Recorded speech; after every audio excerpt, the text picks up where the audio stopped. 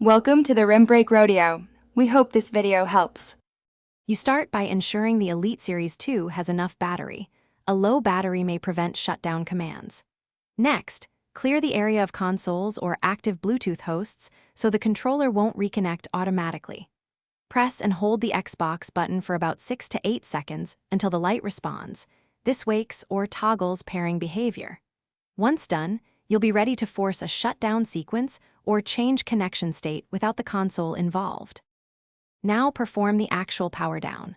For most cases, press and hold the Xbox button for 10 to 15 seconds.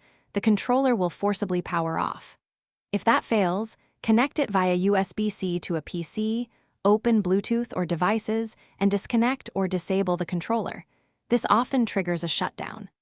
If the controller still stays on, remove the Elite Series 2 magnetic battery pack quickly and safely. Cutting power directly is the last resort method to stop it. Finish by reattaching the battery pack and powering the controller back on to confirm normal behavior. This ensures you didn't cause a software hang.